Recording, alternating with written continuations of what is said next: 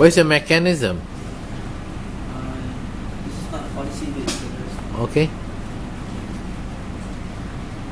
So the main reason is the government believes that single-sex schools can make learning more effective. Why? According to a certain resource, which is a study conducted by the National Education Association, it's been proven that boys are more shy to express their thoughts when girls are around. This happens very often around the world.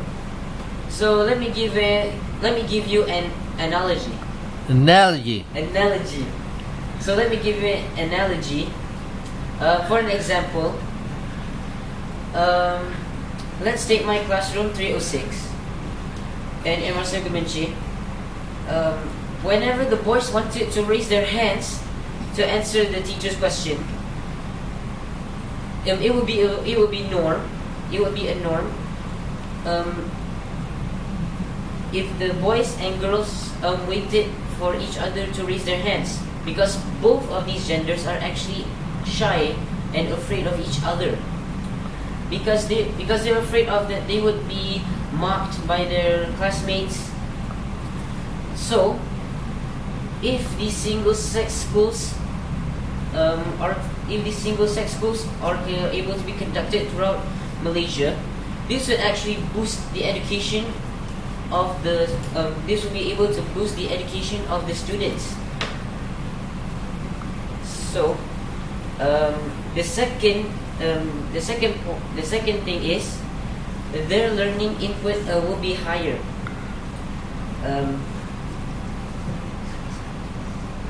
Their learning input would be higher because that there won't be any disturbance from the other gender.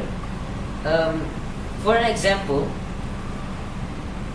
it would be very normal for boys to mock girls in classrooms. That actually happens all around the world. But the most troubling cases are when the boys who are attracted to their counter gender, and thus they will actually have a coupling relationship. This can actually deteriorate the academic of an individual. The academic performance. The academic performance of an individual. Uh-huh. So, as a conclusion,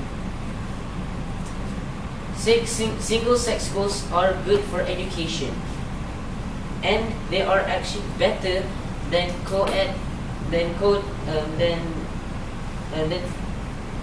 different gender schools. So I rest my case.